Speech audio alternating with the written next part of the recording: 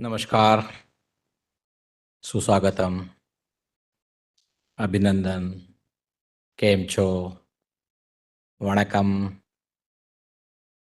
आदावर्स, राम राम, जय श्री कृष्ण, सत श्री अकाल, खंबागाड़ी, ए वेरी गुड आफ्टरनून। मैं अनिल भारद्वाज आप सभी का पीआरएल के अमृत व्याख्यान के 91वें अध्याय में स्वागत करता हूं, अभिनंदन करता हूं। आई, Anil Bharadwaj, very warmly welcome you all for the 91st PRL Kamrit Vyakhyaan. This Vyakhyaan is also the 16th Vyakhyaan of the PRL Kamrit Vyakhyaan 2.0, which started last year on 30th of January, that is 2023, when we completed 75 episodes of successive Vyakhyans happening every Wednesday at 4 p.m. PRL Kamrit Vyakhyaan is meant to celebrate the Platinum Jubilee of PRL, and it is started in the year 2021 on 4th of August with a motivation to cherish the legacy and history of PRL in the area of physics and space sciences. And it also coincided with the Azadi Ka Amrit Mahotsav to celebrate the Platinum Jubilee or 75 years of independence of PRL. Today, that is 26th of April 2024, 4 p.m. Friday, we have yet one another very distinguished Vyakhyaan with us, Professor Rajat Moona, who is Director of Institute of Technology at IIT Gandhinagar. And he is also Sudhir K. Jain Chair Professor of Computer Science and Engineering. We are extremely delighted to welcome Professor Moona to PRL in this campus and to be with us today live giving this Vyakhyaan. So thank you, Professor Moona, for accepting our invitation and to be with us today. And we would also request our audience who are there online on the WebEx and the YouTube panel of PRL to welcome Professor Moona online. And I would now request Professor Pallam Raju to formally introduce Professor Moona to all the audience at the WebEx and the YouTube channel of PRL, as well as the audience who is present here today in this K.R. Ramanathan auditorium. So over to you, Dr. Raju, for introduction. Thank you.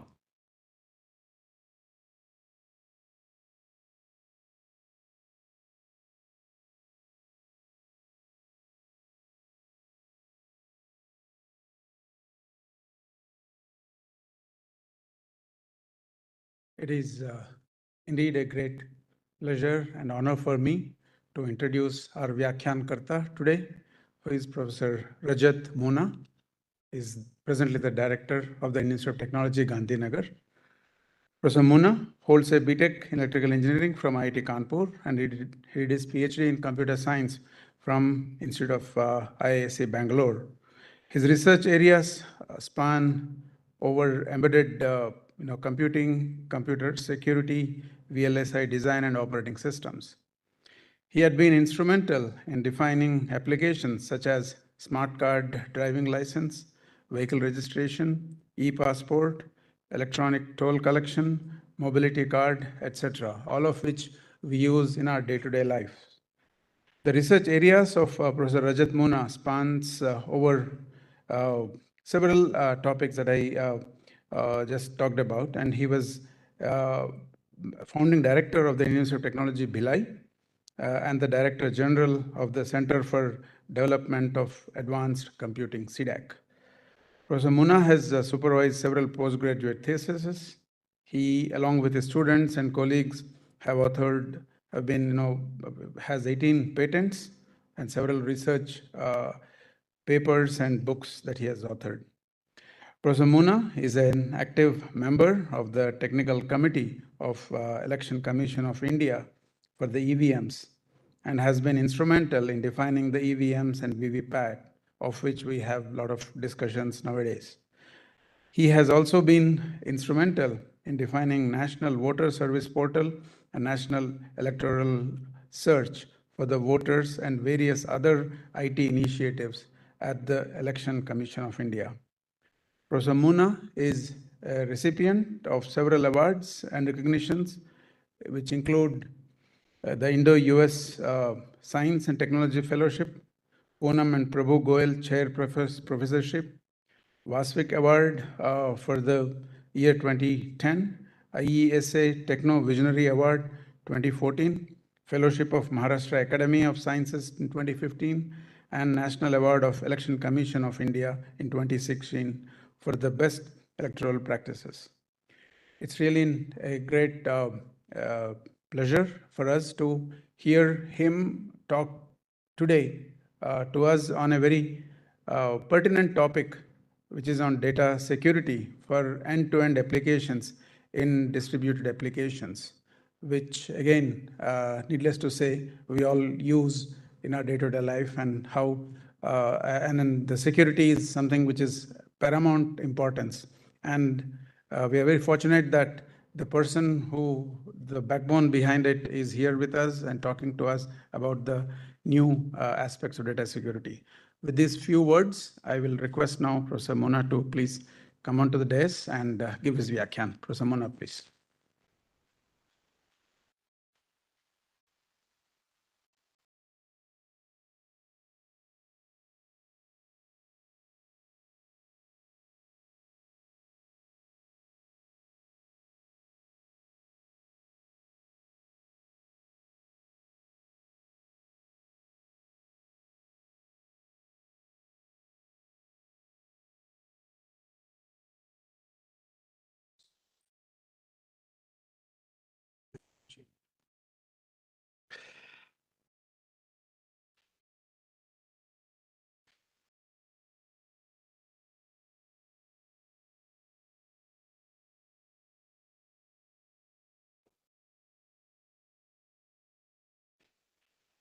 Thank you, and good afternoon to everybody.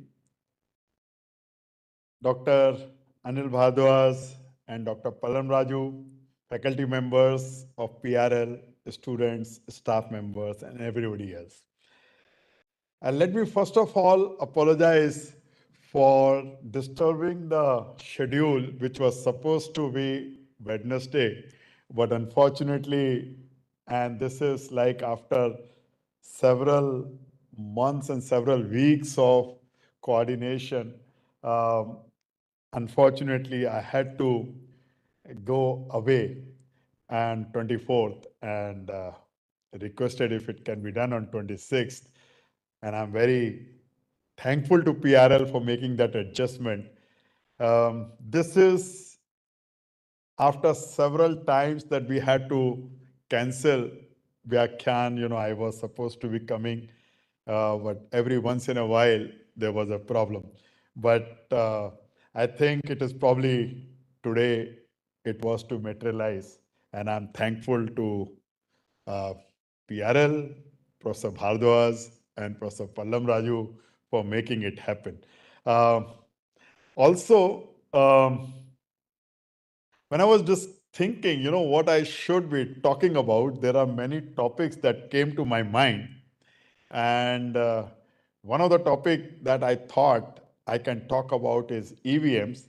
But then, going through the current scenario that elections are on and all that, I thought maybe EVMs can be deferred to some other time, and we can talk about something more pertinent and more research oriented that I do.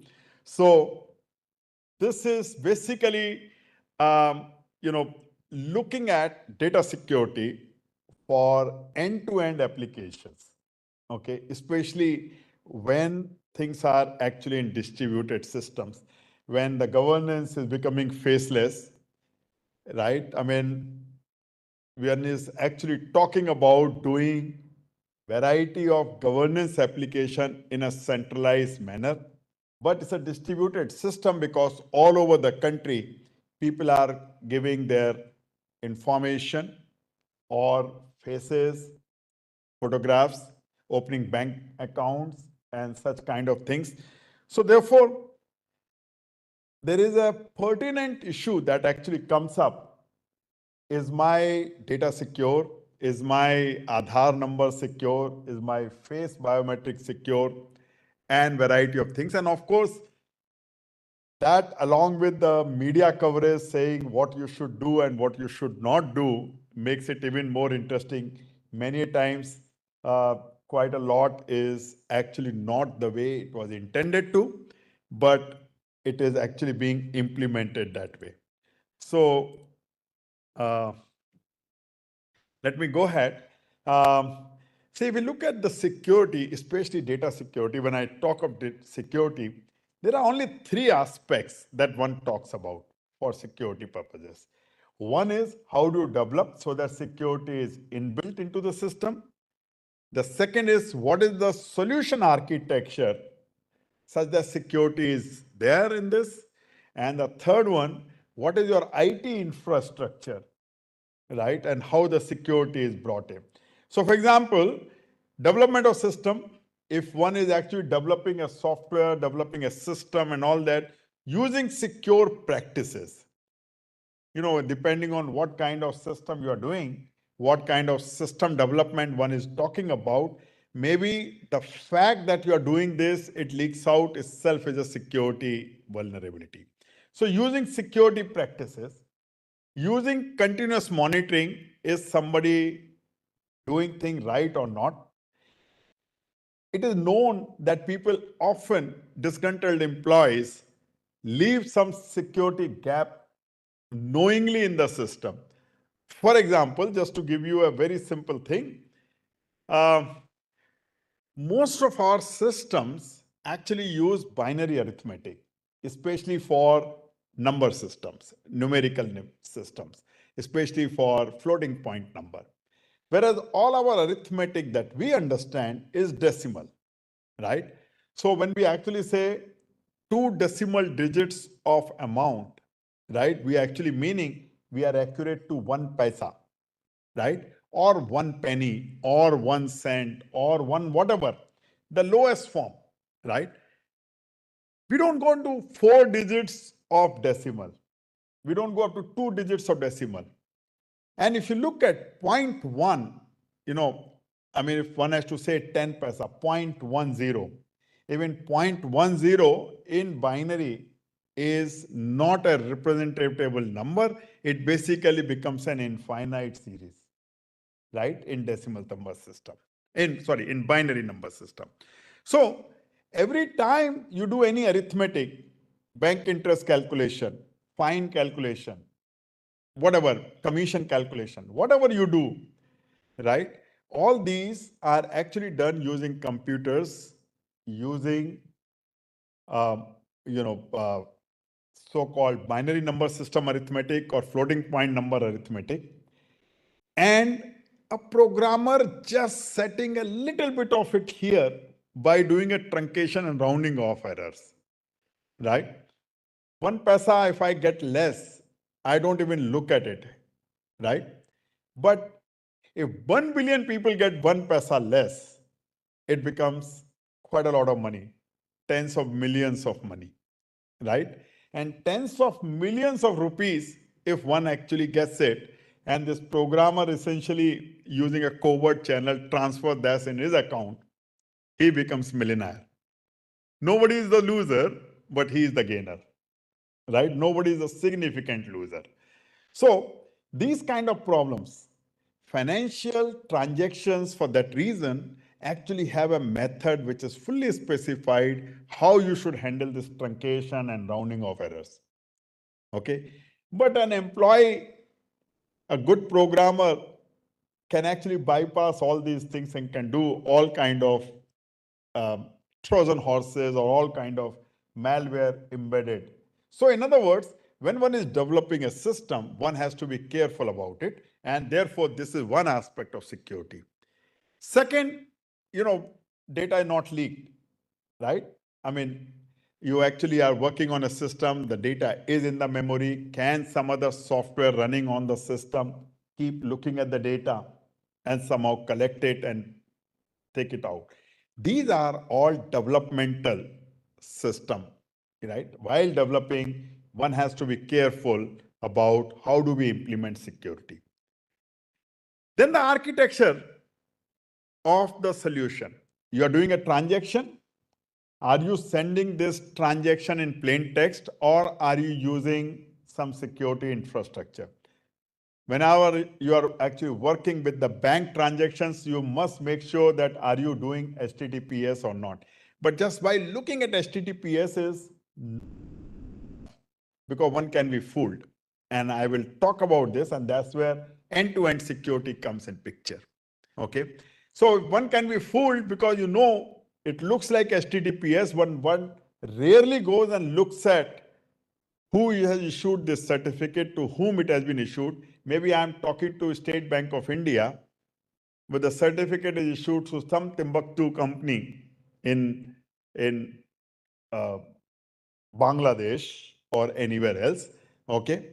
And you don't even notice it, right? So you think you are actually connecting to State Bank, you are actually using HTTPS, but it is wrong. Many times, when you actually look at the HTTPS, it comes out with this bottom, this site is unrecognized and it is unsafe to proceed if you want to proceed, yes or no, right?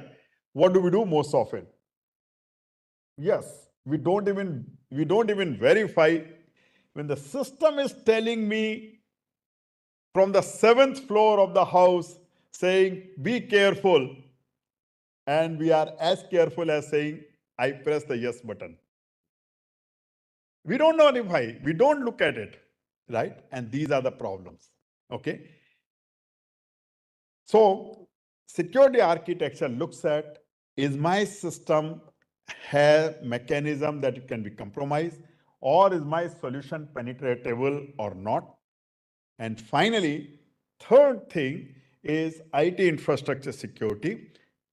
By injecting certain packets into the system, I can definitely block the execution. I can definitely block the network bandwidth and the actual uses. And therefore, denial of service can happen. I want to go and connect to the bank, but I'm not able to connect to the bank. I want to, file my income tax return, but I'm not able to file my income tax return, right? Because that particular day system is not reachable. Why is it not reachable? Because my IT infrastructure is not scaled up. So firewall, IDS, intrusion detection system, intrusion prevention system, advanced persistent threats, APT, and anti-APT device. APT are basically somebody is continuously attacking my system. Every time he is actually going away because he is not been able to penetrate. But he is persistent in trying and saying that let me somehow get into the system. So APT. And solution to that is anti-APT devices. So they will actually find out if somebody is trying this again and again and block that in some way. Then there are systems like identity management, IDM, right? PAM, personal access management, okay? Access controls, host intrusion prevention system, HIPS. And there are various kinds of infrastructural security which are actually available. So these are the three major aspects of security. Today, I'm only going to talk about security architecture in the solution. When we talk of end-to-end security, this is what we are talking about. I'm not talking about is my system developed correctly or not. I'm assuming it is. I'm not talking about is my IT infrastructure scalable or secure enough or not. I'm assuming that is there. So let me start with a case study, e-payment. In particular, I will talk about ATM, but any transaction that we do, with electronics involved, with communication media involved, any transaction that I do which doesn't have a paper currency, right, is a e-payment system. And the security and trust issues are not just related to the e part of it. They are much broader issues, because it's not that when paper currencies were used, people were not getting duped, right? It was not that fake currencies were not in place. So the payment system itself, security and trust issues are not specific to the electronic part, but with electronic, they become a lot much easier. Let's take an example of an ATM. Everybody uses ATM. And let me do this. There are other examples also, of course, Paytm, Google Pay, UPI, and all that kind of things. But let's talk of ATM. So, do we trust ATM? We rarely question that. And when I'm putting this, I'm enticing you to actually look at, is ATM trustworthy or not? And I will tell you this particular photograph and this particular problem that came into my mind was, I went to China for attending a conference. And I don't know Chinese. Every ATM that you see on the road everywhere is Chinese, right? Language is Chinese there. I don't understand. So I don't know whether this is an ATM or whether it is a check deposit machine or is it, a passbook printing machine or whatever. I just don't even know that. Something is coming in Chinese. If you really want to see how an illiterate person sees the world, you have to go to China without knowing Chinese. And that's where I found a machine which actually had English letters in it, ATM and some George or something, and then the entire writing was in English. I suddenly felt, I've come in heaven, right? And I needed machine, okay? And I found an ATM.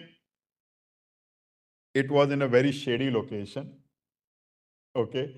Just outside some open market, all kind of people going in and out. And I found this machine. I did not know whether I should take my money out on this ATM or not. Eventually, I did not take out my money there.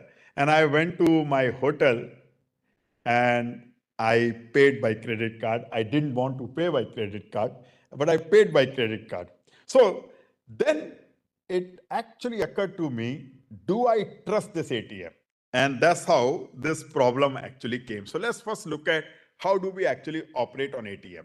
At least at that time, even now things have not gone too much different.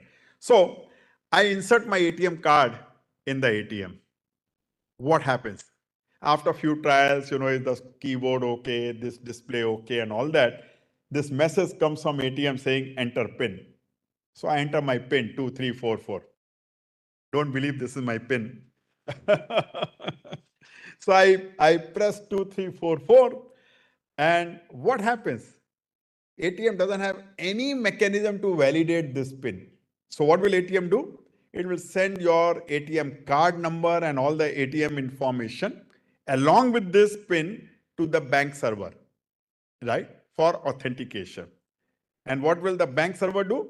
Bank server will authenticate and return to the ATM saying that this card is authentic. This PIN is authentic, right? Normal model. Okay. Now ATM says, what do you want to do?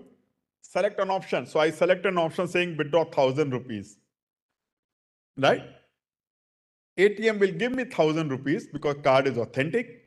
ATM will give me 1,000 rupees. It will also inform the server to update the records so that 1,000 rupees is done and this job is done. No problems. It is perfectly okay. Only problem is that I don't see this communication happening with the bank server, right? So what happens? This is the problem. So let me now have an ATM, which is a rogue ATM. It doesn't have a mechanism to connect to the bank server. and run this transaction again. So what a person is going to see and what is going to happen, let's say this. Okay. So I insert the card. ATM reads all my card details, right? And it gives me a message saying enter PIN. So far, so good. So I type 2344. This is the same old PIN. This time, it cannot authenticate with the bank server because it is not a genuine one. So it doesn't have a connectivity to the bank, right? So it can't do that. But then it can give out a message and it says, what do you want to do? So I said, withdraw 1,000 rupees or 100 rupees or whatever. Okay. I selected that option. Now there are two possibilities. One possibility is that this ATM says, sorry, I am running out of money. These are the nearest ATM you can go to. Okay. Nothing wrong, nothing unusual. It is being very helpful. So I go to the next ATM and withdraw money. Or the second thing is, it actually gives you 1,000 rupees. Okay. And you are happy. 1,000 rupees are given, you're gone. Except that this 1,000 rupee is too small a fees for losing your identity. You have lost your identity. And a person sitting behind this ATM has all the details, right? Because it has my PIN, it asks for it. It has my card details because I just read it. It just creates this card at the back end. Just 2 rupee card, not even 2 rupee device. He can actually use the old, cassette players. As simple a thing as that. The ATM magnetic swipe card actually have exactly 2 tracks. Okay. Regular 2-sided, tape recorder can be used with a little bit of modification to record whatever information you want on it. So he has got all the information, takes a blank card, records this information, right? PIN is there. Within 20 minutes, within half an hour, he goes to the genuine ATM and withdraws 1,000 rupees on your behalf, right? What will happen? You will now get an SMS saying 1,000 rupees withdrawn. 20 minutes later, what will you think? SMS got delayed. That's it. You actually withdrew 1,000 rupees. You actually got 1,000 rupees. Location is also the same, right? So you actually got this 1,000 rupees withdrawn message only 20-25 minutes later. You have no reason to suspect anything that you have gotten into wrong ATM and wrong ATM has done this. There is zero reason for you to actually suspect anything. ATMs, SMS messages which come, in general SMS messages keep getting delayed once in a while. So you will think this is normal. Now, even if you don't get the ATM messages, SMS messages, right?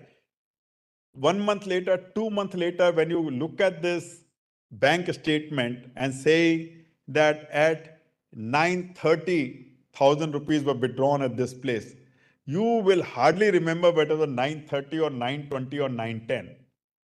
You will only remember morning I withdrew, right? So absolutely perfect. You have no reason to suspect.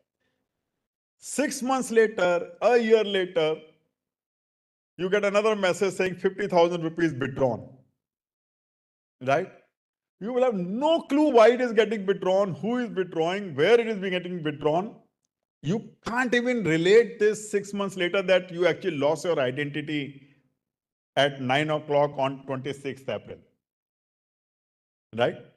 So the problem with the cyber problems is that when the crime happens and when you lose your identity, these two things have no correlation in time. So therefore, it will be very, very hard for one to figure it out. Let me take few more points here with e-payments, there are a few more challenges that come in. Fortunately, COVID has solved many of them, but user acceptance today, I think Paytm is, or QR code based payment, UPI and all that is very, very acceptable. I can actually tell you where all problems can happen there also, but let's not get into that right now. Technology jargon is another one. It's UPI, it is end-to-end security, it is encrypted, it is digitally signed, it is this, it is that. People actually get lost in this technical jargon. Okay, unfortunate, but that's what happens. Complexity of the solution is very difficult to understand what is happening. I just ran this. If you look at from the user's perspective, two solutions were identical, right? Sometimes the expectations are very, very high, unreasonable. Once my friend called me and he told me that his son called him while he was in the queue to pay for railway reservation. Okay. His number has come. He's on the front of the queue. Okay. And he has to pay. From there, he's making a phone call to his father saying, please transfer 5,000 rupees in my account. I have to pay. I don't have sufficient bank balance. It's like that kind of a expectation that transfer it now so that I can pay. Anything can go wrong. System can go wrong. Network can go wrong. Father's phone may not have battery, right? All kind of things can happen, right? There are so-called black money, alternate business practices. They have their own credit debit card system. Computational complexities. Even if I give some solution and it requires you to actually carry a very complicated network hardware with you, mobile or even mobile with GPUs or whatever, this could be. So it's not that things cannot be built, but if it requires a very sophisticated hardware to be carried, it becomes a problem. Dependency on algorithms. What is considered safe today, 5 years later, it may not be safe. And then finally, trust model and transaction verifications. So you're trusting something and verifying the transaction. I just gave an example. And this transaction you verified maybe a month later saying I did this transaction in the morning and you accepted it. Let me take one more case. Data storage over cloud. Without blinking our eyes, we have been now putting our data on Google Cloud, right? Dropboxes. We have been putting our emails into somebody else's domains, right? Many of our emails are actually not even kept on the Indian shore. They are outside. Why do we think that people provide free services? Even the lunches are not free. So there must be something here. Okay. Now, let's take the case here. So this is the case where we have a physical server and a physical server here. And let's say 4 departments of 4 organizations are using these services. These services are provided by cloud service provider. So I'm not saying that cloud service is bad, but I'm just trying to bring out the security concern that somebody should be aware of so that you can actually take appropriate precaution. So let's say there is, as some department, I use some of the virtual machines, rented out some virtual machines from cloud.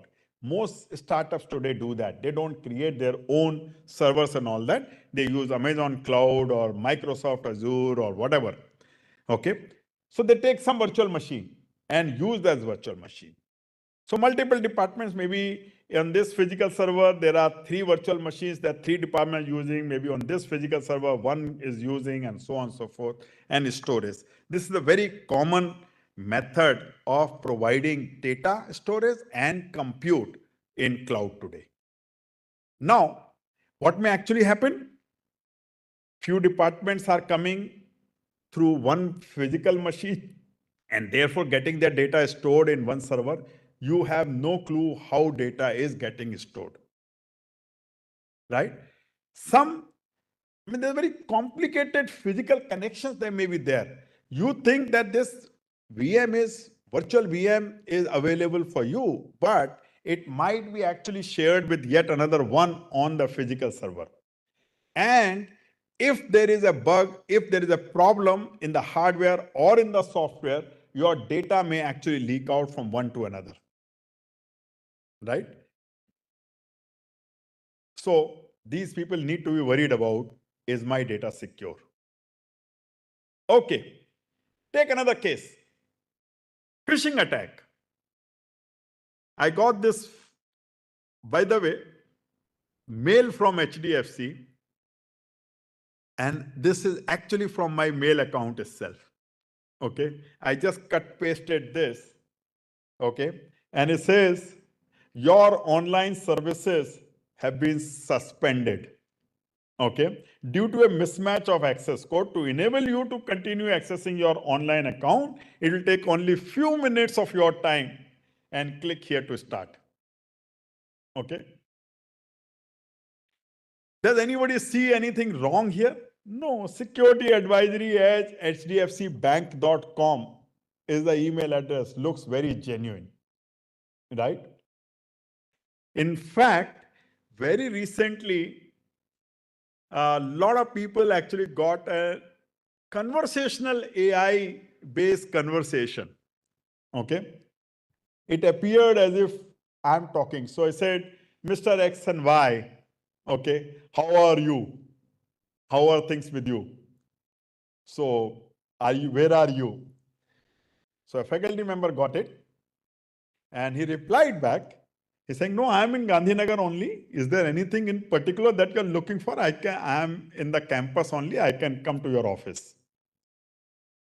So this conversational AI agent actually tells him, oh, thank you very much. There's nothing very particular. I just want to find out if you are in the campus or not. Now, this machine did not know that I still live in the campus or whether this person lives in the campus. Just because the conversational AI said that, where are you? Okay, is everything okay? And he said, no, everything is fine with me. I'm in the campus itself. See, he gave that hint. I'm in the campus itself.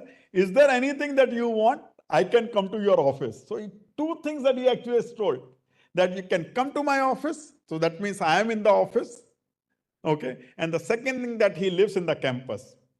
Third statement which goes out and says, no, there's nothing in particular, but you are in the campus. Maybe you can just come for a chat in my office. But don't need to. Okay. I have a very small issue. I thought I'll just talk to you on that. Right? Now, this conversation that is happening is looking absolutely as if it is originating from me. Right? Now, this person says, okay, so what is that you want? I need a very small help. I am trying to buy a book. Okay. And my card is not working. Can you buy this book for me? Okay. And I'll pay you. Now, it looks perfectly okay, except that this guy got a little bit of cautious about this. He says, how come Professor Moona, who has never asked me any money, is asking me money today? So he just called me and he says, and I think that was very intelligent of his part, that let me cross check. So he called me and he said, which book do you want to buy? Okay. And I said, what book? And that's how this mystery unraveled and he got survived. In my house, I, my wife, and my mother-in-law live. Okay. One day, my mother-in-law got a phone call from somebody. I don't know whether conversational AI or a person, a lady calling and saying that, how are you, Bhuaji? Now, it's a conversation that will hit almost 80% of the married women in this country. How are you, Bhuaji? So, my mother-in-law said, I'm fine. कौन बोल रहा है? And this other side said, I'm offended. You didn't recognize my voice? Okay. And what will this person, I mean, my mother-in-law say? She will play safe. She will feel guilty about it.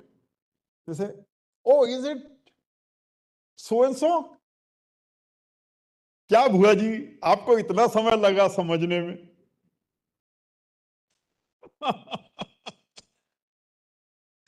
And my mother-in-law is convinced that this is the same person. So conversation goes on. Okay. After a few this thing and that thing. So my mother-in-law asked this lady, so where are you, beta? When did you come home? Because she lives outside of this country. Now this person says, oh, I came last Monday. Right? Perfectly genuine conversation.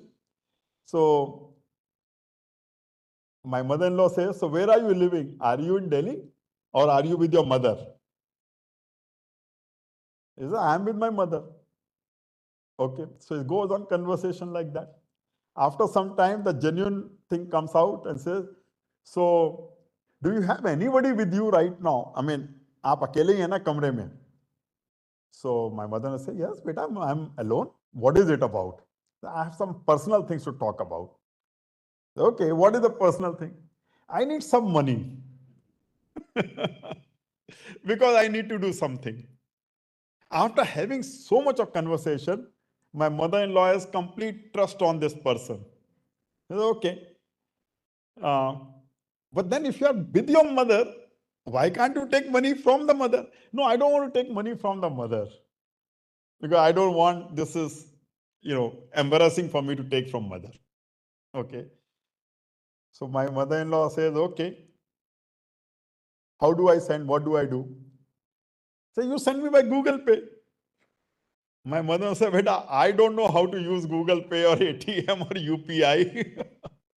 And that was the only thing because of which she survived. Because after I said, no, it's very easy. I will tell you how to operate. Okay. Now my mother-in-law got very suspicious. She said, no, I'll call my daughter. She will pay. No, you do it. I mean, I'll tell you, it's very simple. Then my mother-in-law actually got more suspicious. Says, okay, but I'll talk to you later. Okay. So that's how the conversation ended. But it's a very thin fringe that we actually get into in losing money. Using what? Using tools which exist. Conversational AI, generative AI.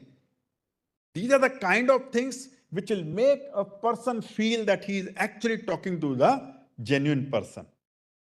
So these are the kind of things that one has to be actually very, very careful. Now, having given these three scenarios, and I'll talk about the fourth scenario and the solution that we built. Let me first talk about security, data security. There are only three reasons for which data security is needed. One is confidentiality or privacy. Is this data being made visible to somebody else? Can this data leak out? Confidential, is this data private? Second is integrity. Is this data genuine? Okay, need not be confidential, but is this data genuine? For example, if you find a notice board, a paper saying tomorrow PRL is off, signed by Anil Bhardwaj, right? How will you see it? It would be genuine, it is genuine, or it would be non-genuine because it doesn't carry the signature or it doesn't carry the official look, right? Now, this particular part, whether tomorrow it is closed or open, is a public knowledge, right? It doesn't require any confidentiality protection.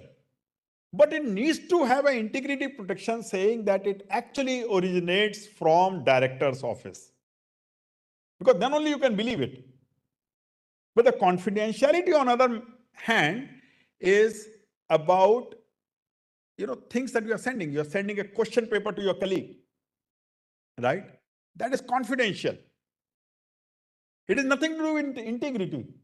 You don't want when the question paper is going out, it leaking out to the student saying tomorrow is Mangal ho gaya sab kuch. Right? So confidentiality is important, confidential matters. Integrity is important on genuine matters. Often you require both. It should be confidential as well as genuine. Okay. And third is availability. When I want to look at this information, is this information available to me or not? Is my resource available to me or not? These are the only three security goals. Entire security solutioning anywhere in the world circles around these. Okay. So confidentiality basically says access to information or the resources are only to authorized people. Nobody else can look at it. And there are various kinds of mechanisms. There are various methods like password and encryption and this and that. Sometimes it is even necessary to conceal that information exists, right? That the fact that this information exists is an information. So depending on scenario, sometimes even that needs to be hidden. Integrity I talked about. Can I trust the information? There are two kinds of things. One is this information trustworthy? And the second one is this information trustworthy and originating from genuine source? And that is called origin integrity. And there are various mechanisms. So I will not get into these various mechanisms. Okay. By the way, this I think I should talk about this thing called digital signatures, right? We often now use these digital signature mechanisms to sign income tax returns and all that. And that is basically about origin integrity. When I sign it, it means it has originated from me and it has not been tampered. It is as genuine as it was created. Availability is largely to prevent some genuine user getting access to genuine devices. So it's a denial of service. Attacker doesn't get access to information, but he prevents other authorized users getting access. And that is the important thing. Now, I'm just doing this building block, so I've just talked about what is security. I will talk about asymmetric key cryptography before I get into these solutions. So asymmetric key cryptography, or sometimes known as public key cryptography or PKI or PKC, actually circles around the following thing. A key, cryptographic key comes in pair. There is a private key and there is a public key. They are related. So it's not that my private key can work with somebody else's public key or somebody else's private key can work with my public key. No, it is my private key will work with my public key. And there are two parts. One is public key, the other one is private. As the name says, private is only with me. I don't give it to anybody else. Public key is known to public at large. Everybody knows. Okay. But these two are related. Okay. So let's say there is a sender and there is a receiver. Sender sending the information to the receiver using public-private key. There is an encryption algorithm which takes a plain text P and generates a cryptographic text C. And there is a decryption algorithm which takes the C and generates the plain text. And in between, so in the public key cryptography, encryption algorithm requires public key, whereas decryption algorithm requires private key, which means an information that is coming to me, as long as it is encrypted to me, only I can see. Nobody else can see. However, the entire world can send it to me because they have access to my public key, they can encrypt using my public key and send it to me. But only I will be able to see, nobody else will be able to see, because I have the private key. And this red color channel is internet, and that's where we have every prying eye looking at the message, trying to figure out what is happening. Okay, and our entire aim is to ensure that C is not visible to them. There are all these attackers who are available. They may be trying to figure out or guess plain text, or worse, they might be trying to guess the private key, right? So these are the operations which are possible with the asymmetric key cryptography. One is encryption and decryption. Encryption, as I talked about, is given the public key of the recipient, a sender can actually encrypt the messages, okay, and create a ciphertext. And a receiver can receive this message, can decrypt using the private key, his private key, and the message can be seen by him. There are two more operations. One is called digital signatures or just signatures. Signature is an algorithm which requires the signer using his private key. So director will sign saying tomorrow is a holiday. Okay, it is signed using private key which is available only with the director. But it can be viewed by anybody because public key is available to everybody. Right? It can be viewed by anybody. It can be seen whether signatures are valid or not. And if signatures are valid, information can be relied upon and therefore it can be taken. So signature and verification of signatures. Signature requires private key to sign. Verification requires public key of the signer to verify. Of course, there are few more things which are non-repudiation or sometimes known as content commitment, which is basically a legal issue saying, is the signature valid in the court of law or not? And there are certain frameworks under which it is valid. In India, it is IT Act, under which digital signatures are valid. So you can apply for income tax returns online by doing online signatures using Aadhaar, right? Because that is legally valid, and when it reaches income tax office, they will be able to say, yes, it has originated. So this is non-repudiation. Then I said public key is available to everybody, right? But then there is a problem here. How is this public key available to everybody? And that requires what is known as certifying authority to say this public key belongs to so and so person. Somebody certifies that. Okay. Now, let me talk about now yet another building block, and that is authentication. Okay. Authentication, there are three kinds of authentication. One is based on knowledge factors. Like in case of ATM cards, you give the PIN. PIN is your knowledge, you remember it. On your system, login and password. Password is the knowledge that you remember it. Okay, this knowledge can be shared with others. It is expected you will not share it, so you will keep it. But the login and password are knowledge-based authentication system. You get a PIN, you get a OTP, these are all knowledge-based systems.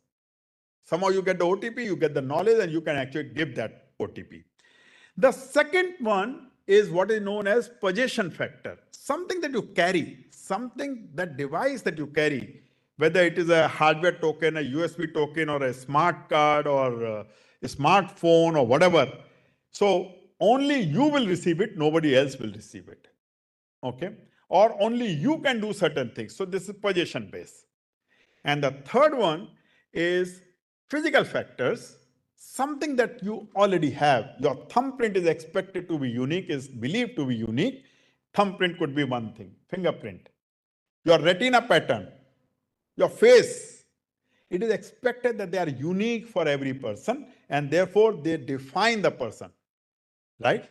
And these can be used. I mean, DigiYatra, for example, uses face recognition today, right? So this is to say only so and so person is going. So these are the only 3 authentication factors. Okay. Now,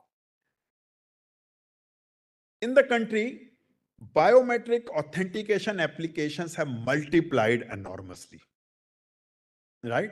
Especially after COVID, you could actually do opening of a bank account using a video conferencing. DigiYatra, face biometrics, you can enter into the airport without anybody checking you faceless, right? And variety of the things. Opening a bank account, somebody may come and take your thumbprint. Healthcare, you apply for insurance or reimbursement from insurance and all that. Take a new telephone card, attendance system, all these things, biometric applications are increasing. And let me tell you one thing, like password is a deterministic system.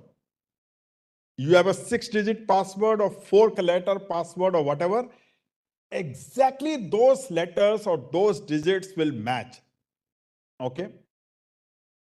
Even in the position-based system, it's a deterministic system. But biometric is non-deterministic. It's probabilistic. Okay. There is no way 2 images can be looked at and seen that they are identical or not. And that is exactly what it kind of hinges upon. So therefore, biometric attendance system or biometric authentication in general has a probabilistic measure. So we say with 80% confidence it matches, with 90% confidence it matches. And that is the confidence level you define, right? Now, there are various kinds of biometric attacks which are possible. And I'm again going to bring why end-to-end security is important. So I'm just taking biometric system, authentication system as a case study saying end-to-end systems are needed. A spoofing attack, right? Somebody can spoof my finger. I have a finger, somebody may use gummy finger.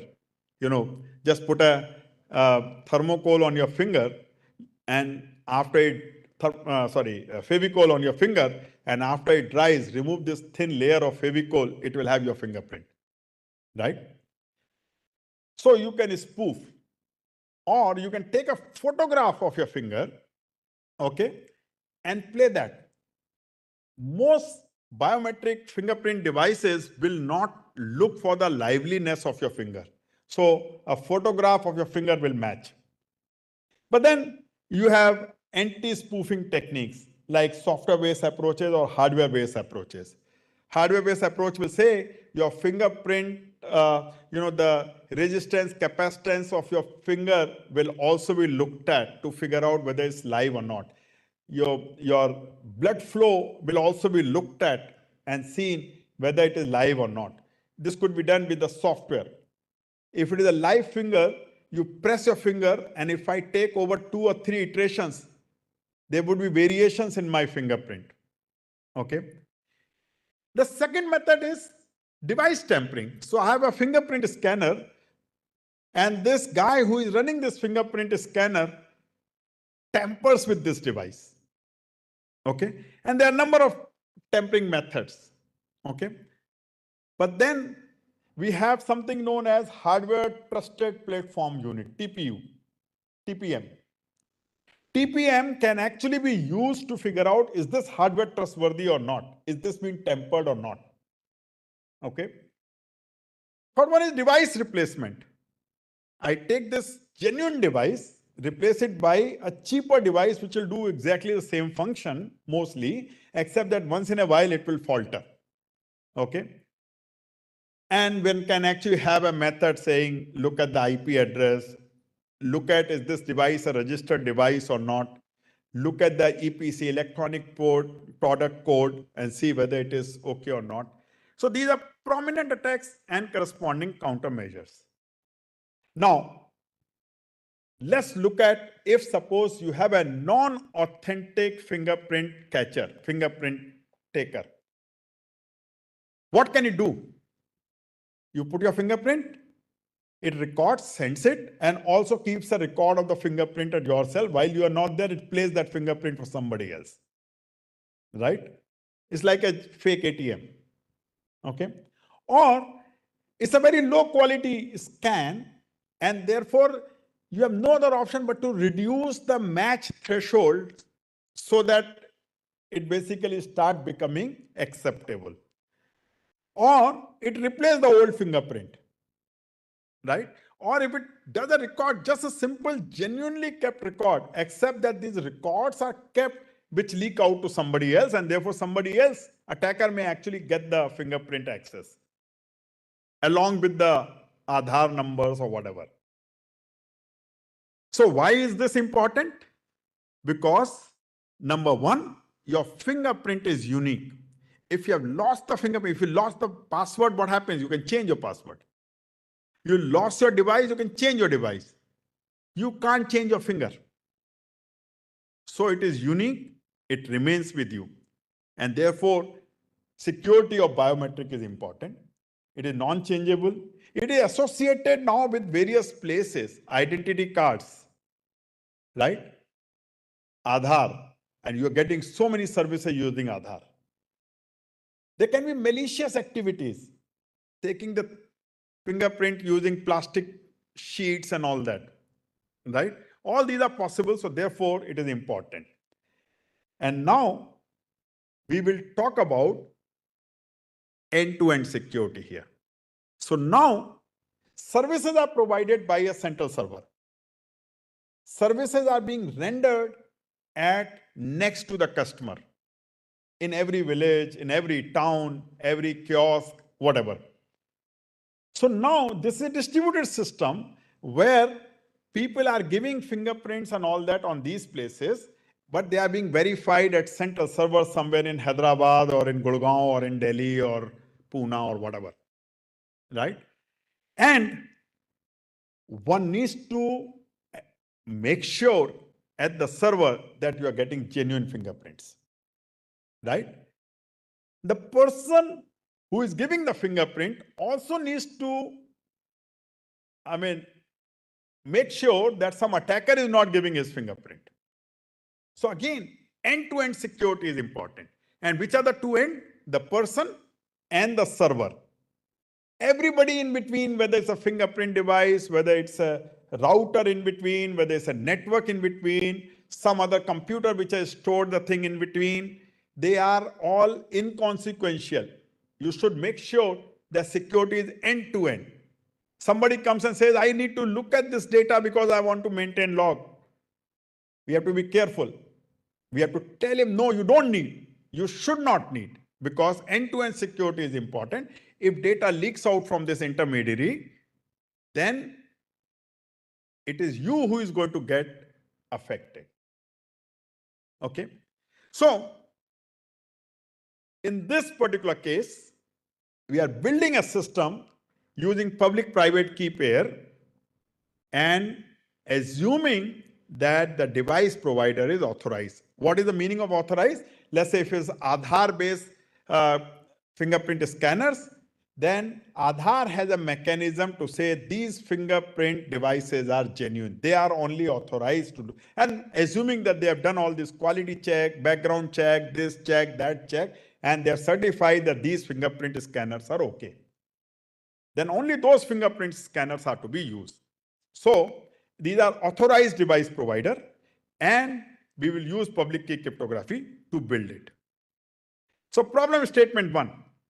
If the authenticity of the biometric device is not ensured, it is a plausible scenario that after placing the device in application area, somebody replaces the genuine device with a non-authentic biometric device. Okay, and non-authentic biometric device may do many more nonsensical things and therefore may lose variety of identity information. How do we solve this? Solution is very simple. We need to say whether this device is genuine or not. So we just need to do device authentication. And what was the device authentication? We said that there is a public key cryptography and there is a certification. So assuming that on biometric device, Aadhaar has provided a certificate of the device called Cert D. It is there in the biometric. Cert D is public information. It can be there anywhere. So might as well keep it in the biometric device. And the biometric device has a private key. So what it does is, if there is a server, tomorrow we want to actually verify whether this device is genuine or not. So Aadhaar server or the server which is providing services will take the certificate which is provided by biometric device. There may be many intermediaries in between, right? Many routers, many computers in between, but ultimately the certificate from biometric device will reach the server, right? And what will the server do? Server will say, okay, the certificate is okay. It is issued by me. Everything is okay. But now it has to make sure that the corresponding private key is there with the biometric device, because then only you will know that biometric device is genuine. So what will the server do? Server will generate a random number, RS, okay, and we'll call it a challenge. So from the certificate, I can extract the public key of the device. So I take this random number, encrypt it using the public key of the device and send it to the device and saying, if you can give me the random number back, which means you have the private key, then I will know you are genuine. Okay. And along with this, application server may also send its own certificate. But this is only authentication problem. However, this results into second problem. And the second problem is, yes, device is genuine. Is the origin integrity of the biometric template guaranteed? Because if that is not ensured, then biometric template may still come from a non-authentic device.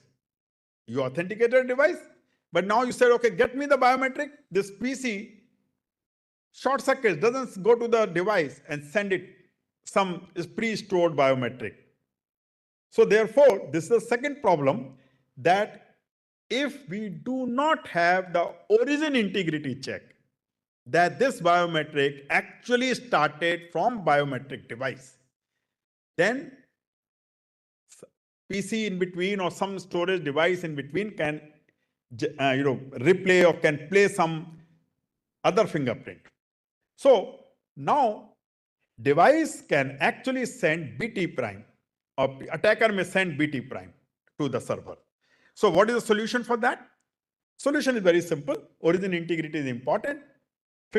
Right now, fingerprint that we have collected is, we are only looking at integrity and not the confidentiality. So this biometric template which is acquired by the device, that should be also carrying the signature on this, which is originating from the device.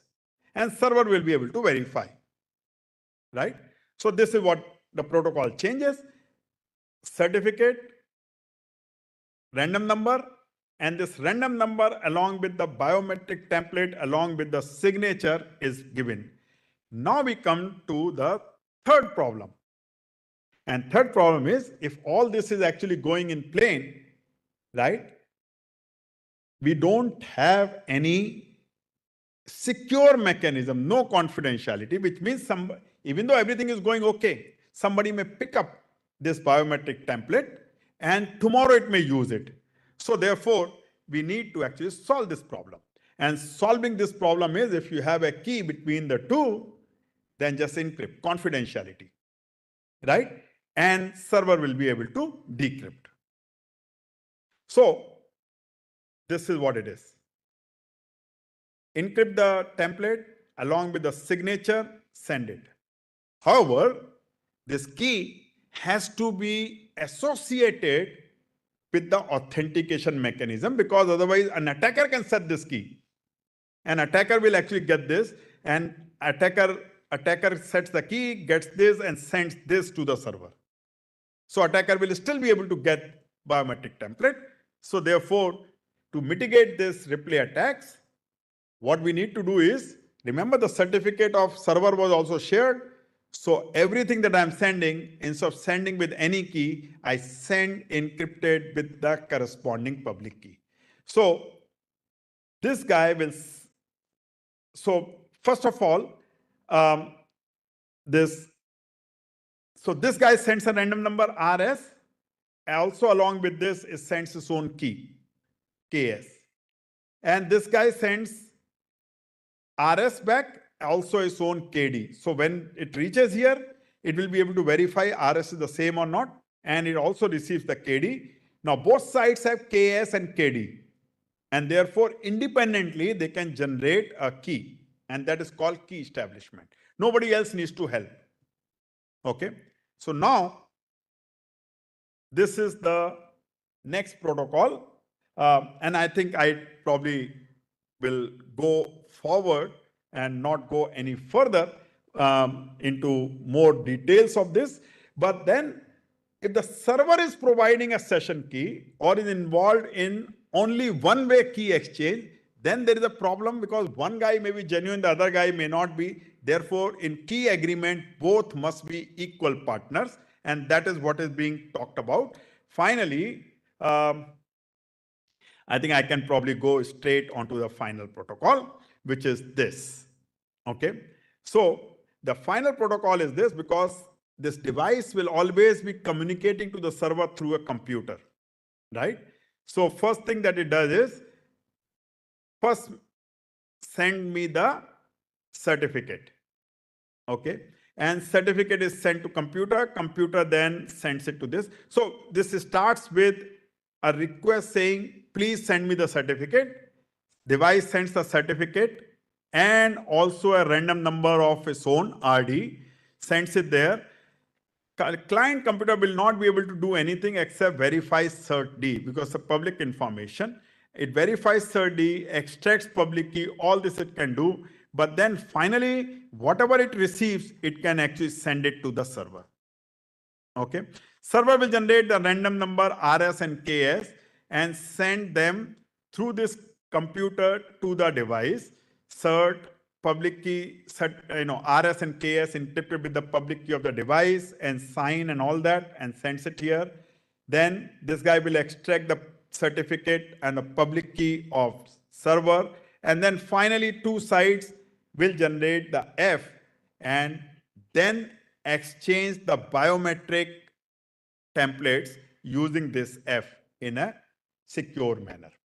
And this is what we talk of in terms of end-to-end security. There is one end which is biometric device, other end which is application server.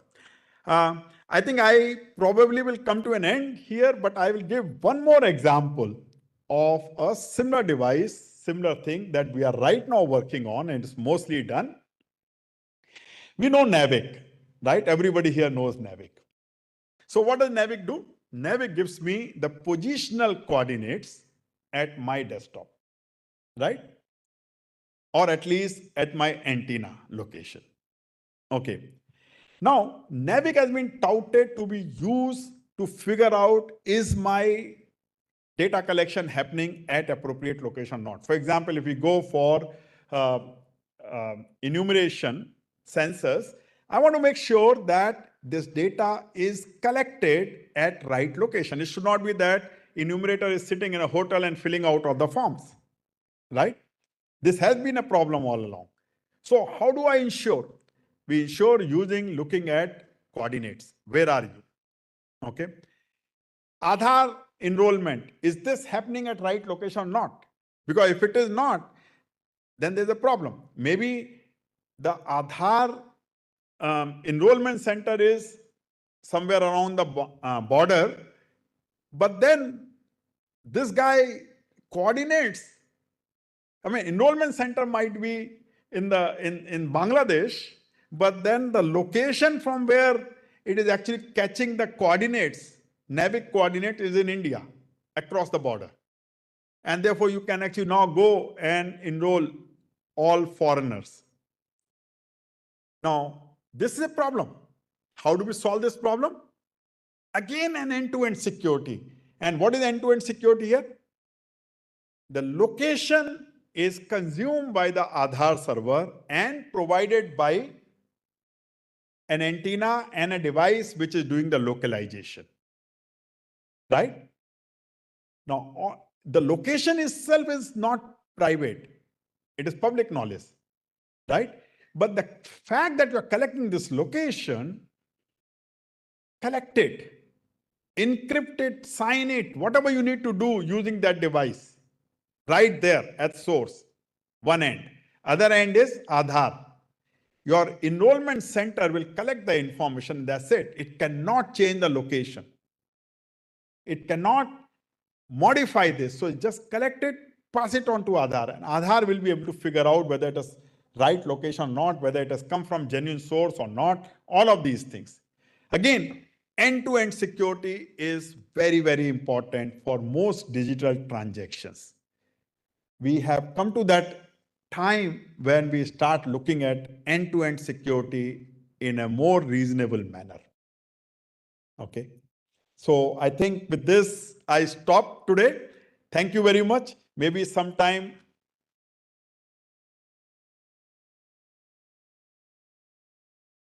later I can talk about EVMs and what is the end-to-end security there. Thank you.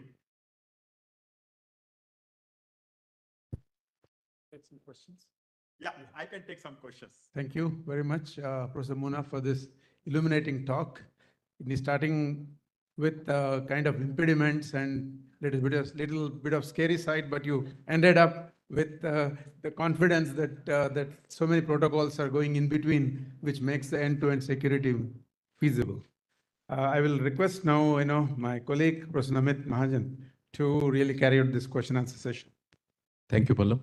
Thank you, Professor Moona, for a very interesting talk, taking us through various facets of security issues, and particularly the end-to-end security.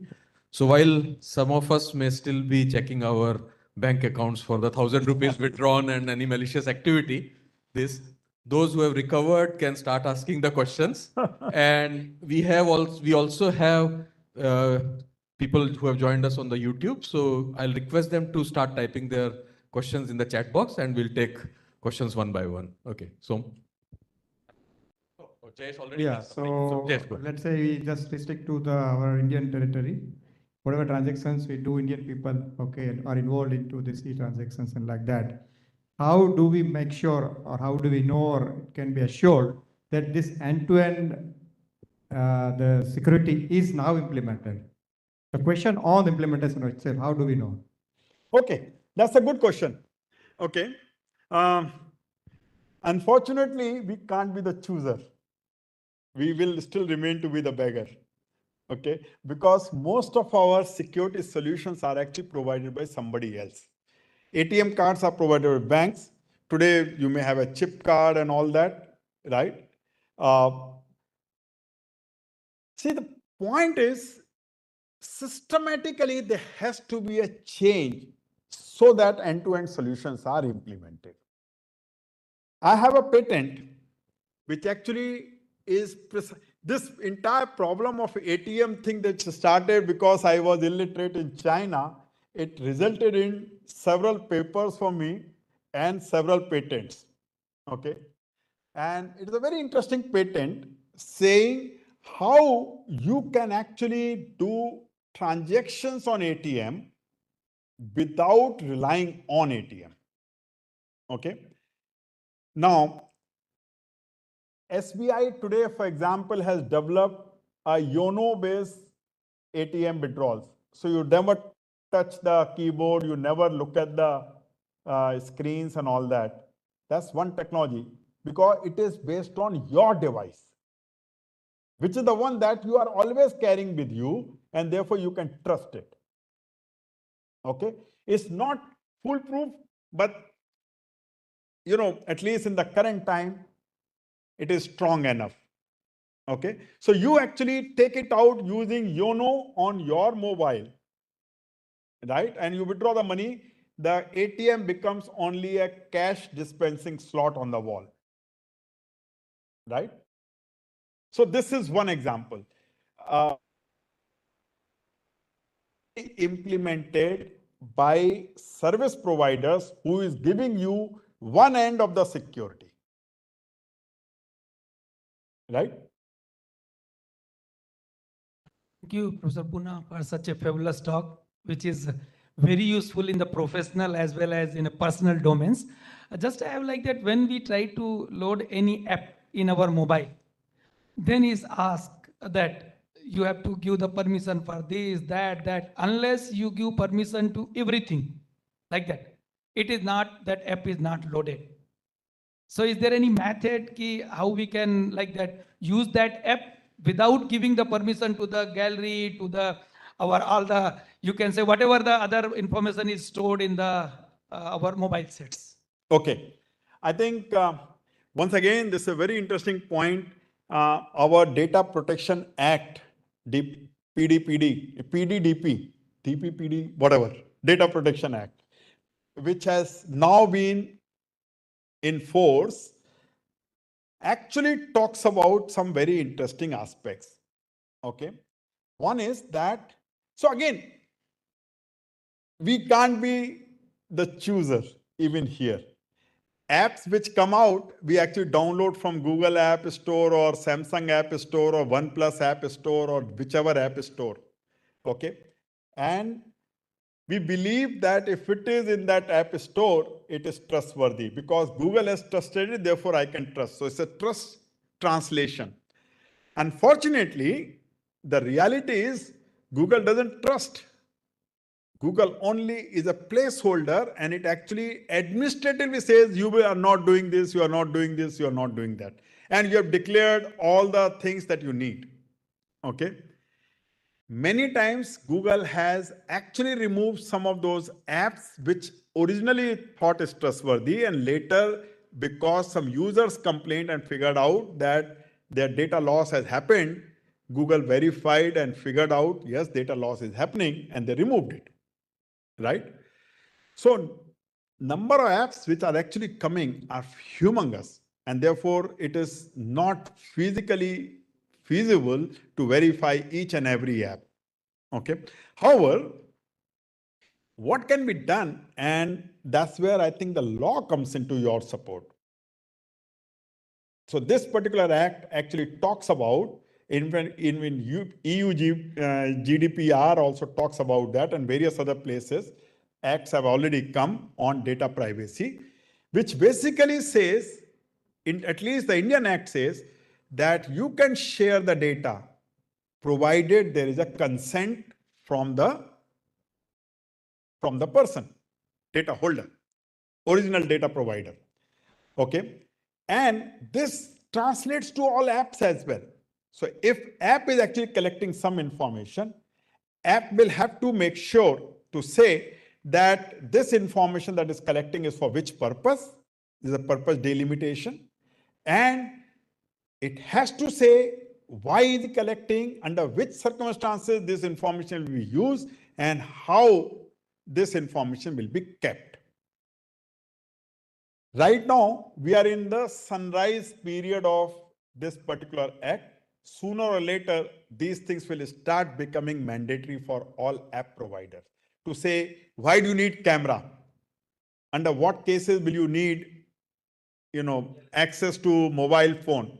Under what cases you will need this facility and that facility and all that.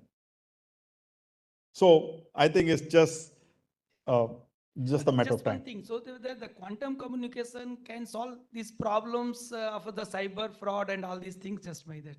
No. I think let me explain this. Theoretically, what happens? Entire cryptography is based on whether computationally, so there are two parts, encryption and decryption. One part is computationally very easy to do. Second part is computationally infeasible to do. Okay.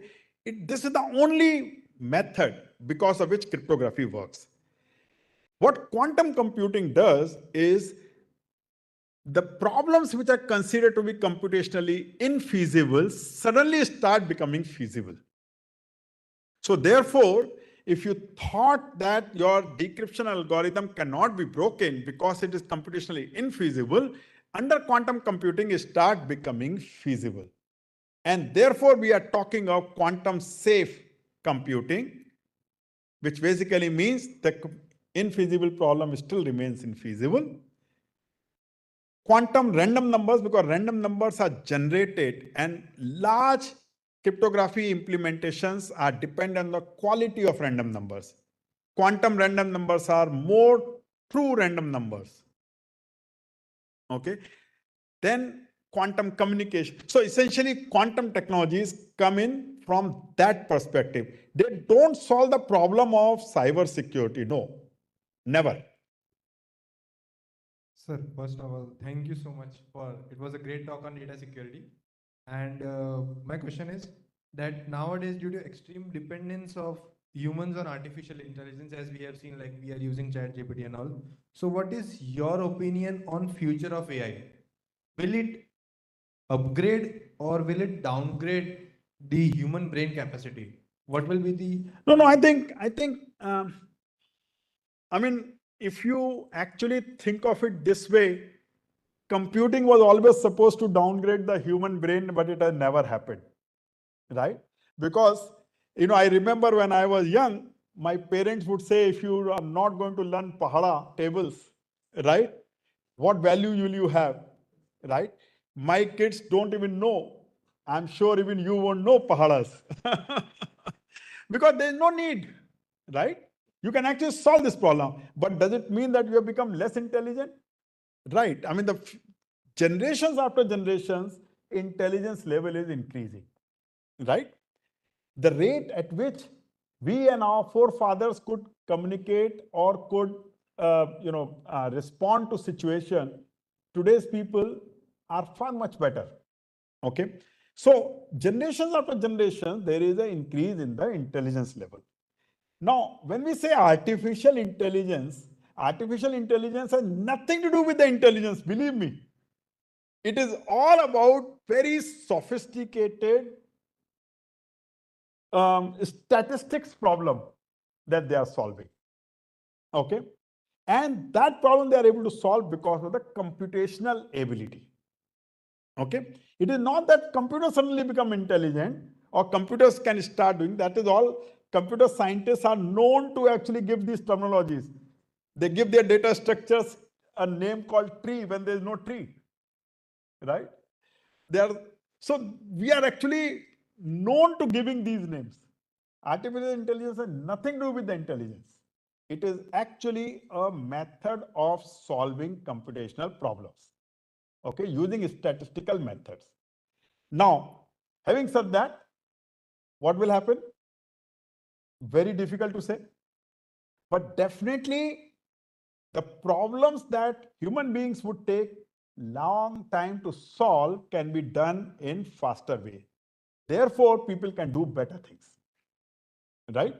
So like, for example, generative AI, I mean, a lot of students can actually write a very interesting assignment on how so-and-so problem happens because the instructor has given that, right? I think instructors will become more intelligent and start giving you the problems which you can't solve using generative AI. So therefore, level of intelligence will always go up. Hello. Thank you, sir, for the nice talk. So my question is regarding the this thing there you are talking about there is a chance that someone can copy the key and also you are using the algorithmically generated random numbers, right? So my recent we have recently finished one study where we have shown that using machine learning algorithms we are able to predict the algorithmically generated random numbers above the baseline probability. So this is the first thing. And second thing, we also have shown using the entanglement based setup, we are able to show the quantum random numbers are much more secure than the algorithmically generated random numbers. So my question is, what is your take on the quantum based security? While is there a chance do you defend this? Is there more to the classical computers? Like classical computers can provide more security, whatever it is till now. or should we, or is it like we are at the edge of the quantum computer age and we should be looking forward to the quantum-based security protocols? See, we must understand one thing. Number one, the world is not binary. There is nothing like something will happen and therefore this will drown away. No, it doesn't happen that way. It takes years and years for things to move. There will be requirement of very secure random numbers. That's what I said, quantum computing, quantum safe cryptography, for example. There will be also requirement for doing not so sophisticated random numbers because they can be actually generated very quickly. It's the question of how and what is the utility of that random number.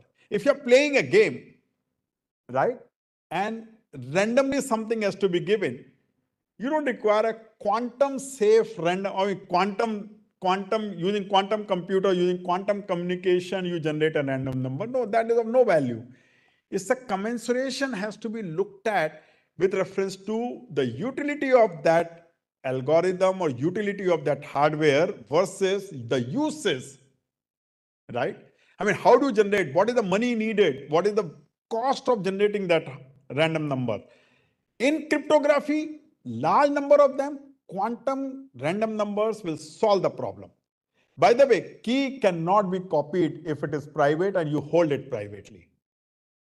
I never said that key can be copied. I only said that you have to be careful so that the protocols are generated. Okay. And cryptography, random number generators, they all, even today, they exist. Okay. And there are various, so there is not like truly, I mean, like quantum random numbers are also not without algorithms. It's just that algorithm is simpler to do things, right? There are true random number generators which use various forms of source of noise, cosmic radiation, electronic noise, memory images. There is a notion of what noise you take and how do you generate the random numbers out of that. So does that mean like there is so much, classical computers can provide even more security than the current standards? Is it what you are saying? No, so it's not that world will not be that, suddenly classical computers disappear and it is only quantum computers. It will always be integration that will solve the problem. So we must be actively looking into the like quantum security channels for. Absolutely. Okay. And for various reasons. Okay. Like for example, if there's a communication between government to government and where, you send a packet from here to somewhere else and your adversaries are very rich people, right? Like governments, right? You probably would like to have very secure communication there. But if your communication, you're sending a mail to me, right? Nobody cares about it apart from us. We don't need quantum computer there. Okay? Durga. Good evening, sir. It was very nice and informative talk. So I have one query and one opinion. So the query is that knowingly, unknowingly, willingly or unwillingly, we are supposed to give our identity. Like for example, even if we check in the hotel, they don't take our government identity card, rather they ask for Aadhaar card. That means our identity is gone. So maybe it is related to policy decision, but can we implement something like we give an encrypted identity and in case it is needed, they can decrypt it or something like that. Otherwise, even if we don't need, if we don't give their identity, our work will not be done. So how do we handle this? So I think the Data Privacy Act is actually aimed at that. Data Privacy Act is not applicable only on electronic data. It is applicable on all kind of data. For example, if you actually give your identity at hotel, the hotel will have to tell you by their policy saying why are they taking this data, how are they going to preserve it, and they must have your consent on keeping that data. I mean, they may deny you a room saying if you don't give it, right? That is their right. But they have to give it. If they don't, without your consent, if they file it and pass it on this file to somebody, they are liable to punishment. But that can happen in background. How do we know that? Anytime you actually find out, if one person has to find out of 2,000 people, the hotel will actually stop doing this. And one opinion I want. So usually it is told that Android servers are not safe, iOS are safe. So what's your opinion on that? Nothing is safe in this world. Whether iOS or Android, and everything is safe in this world if you are sensitive about it. It's only a notion that goes into that. It's only a notion. Thank you very much. So, Professor Moona, we have a couple of questions on the YouTube channel. So I'll request Vineet to take them. Thank you, Professor Moona, for the nice. So I'm asking questions which have come up on the YouTube. So there's a person who would like to ask that. So generally we have many passwords on many accounts. So it's very difficult to remember them all. So people use password managers. So save them on Google. How safe is it to save the password? Let me tell you one thing. I don't use the password managers. So if you're asking me, how do I save my password? I don't use the password managers. I rather will go onto a classical method of keeping the password on a piece of paper, putting it under lock in the bank safe. Another thing is that, so there's another question that, so this person asked about, sometimes he has a conversation, he or she has a conversation about something, and ad starts to pop up on their phone regarding the same matter. So like phones are doing some espionage on us, or like only on that person? One would not know, because the only way you know what the phone or the app is doing is what is visible. So visibly it gives you a very good ad of a tube light or a lamp light or whatever, right? But you don't know what is happening. So simplest and the safest method is don't use anything from unknown sources. Okay. If there's an ad that is popping up, no matter howsoever tempting it is, don't open it. Okay. As long as it remains there, typically most browsers will ensure that it doesn't have an execution environment. However, moment you touch it and you give this access, after that all bets are off. Simple answer is don't be greedy. Absolutely, because that is the most vulnerable human trait, that people can actually become greedy, and that is how it is mostly used to take control of or do all this kind of mischiefs and malicious acts.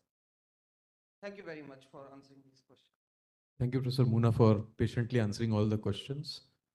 Is there anybody else quickly wants to ask anything, or we close the session?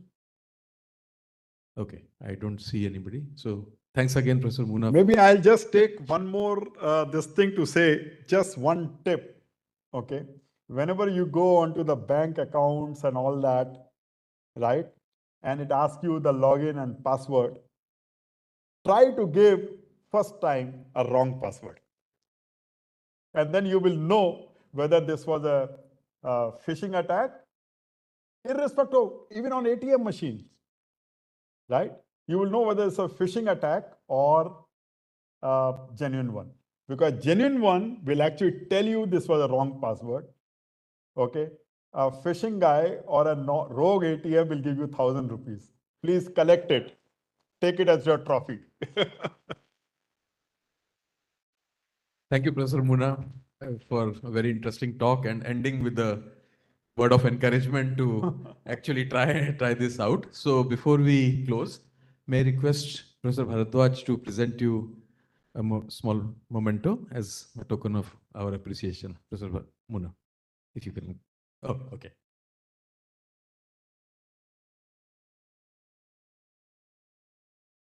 Last comment was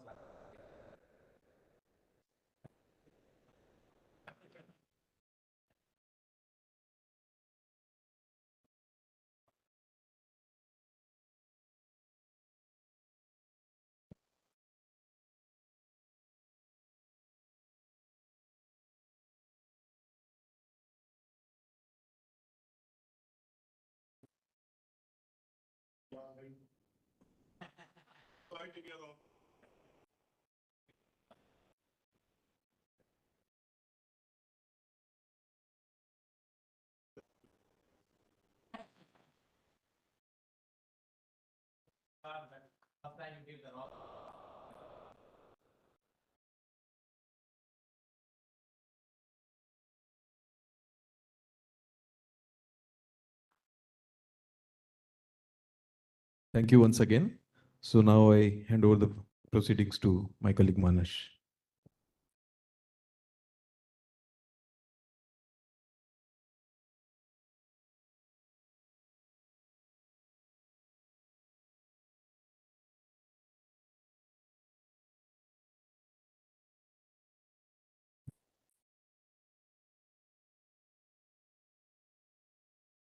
Thanks, Professor Mahajan. And friends, it's my pleasant duty to propose vote of thanks for today's Vyakhyaan. And first and foremost, we would like to thank Professor Moona for accepting our invitation and delivering the interesting Vyakhyaan on the interesting topic of data security. Sir, thank you so much for telling us data security, its pros and cons, and the kind of care we must take and the way forward. You also told that you would like to talk about more about it in future. We would like to hear from you in future. Kindly accept our invitation again, and thanks for finding your time.